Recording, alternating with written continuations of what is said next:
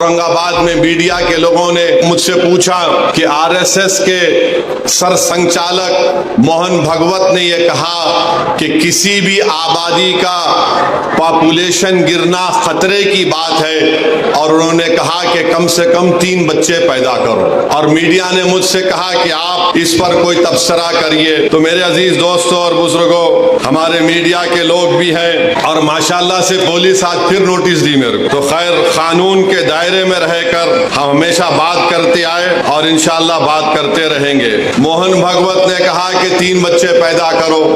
मोहन भागवत साहब, आप लोग कब शादी कर रहे पहले ये बता दो। अब 3 बच्चे पैदा करो बोल रहे।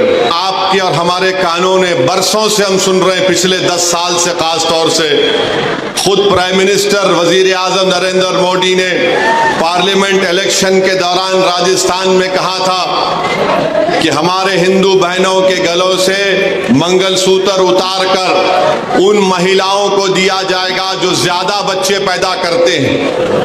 वजीर आजम का इशारा मुस्लिम खवातीन पर था। अब मोहन भागवत को कहना पड़ रहा है कि बच्चे ज्यादा पैदा करो। मोहन भागवत साहब, आप 3 बोल रहे, मेरे को 5 है। मुफ्ती साहब, आपको कितने हैं? 4 है। आप बहुत कंजूसी करे। आप इसमें भी कंजूसी कर रहे मुफ्ती साहब। नहीं, गलत नहीं लेना, मैं तो दूसरा मतलब निकालेंगे तुम लोग।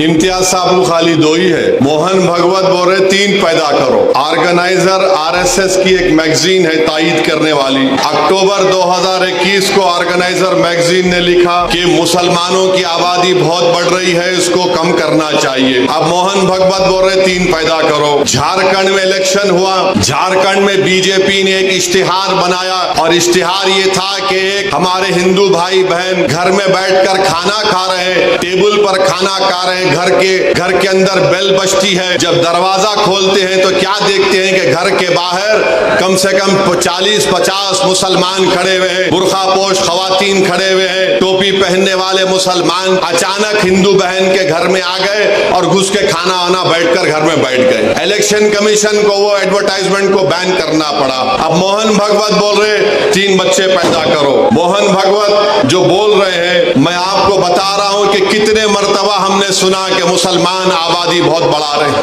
हकीकत यह है कि 2060 में, अभी हम 2024 में हैं, 36 साल के बाद हमारे हिंदू भाई बहनों की आबादी स्टेबलाइज हो जाएगी 74.7% पर, और उसके 40 साल बाद 2100 ईस्वी में मुसलमानों की आबादी स्टेबलाइज हो जाएगी 18.8%। यानी मुसलमान की आबादी कभी भी उस मुल्क में हमारे हिंदू भाई बहनों की आबादी से ज्यादा नहीं होगी। मगर ये झूठ आरएसएस पिछले 70 साल से फैला रही है। बीजेपी ये झूठ को फैला रही है कि मुसलमान इतनी आबादी बढ़ रही है, इतने बच्चे पैदा कर रहे हैं कि एक दिन इस देश में उनकी आबादी बढ़ जाएगी। ये इनका पहला झूठ।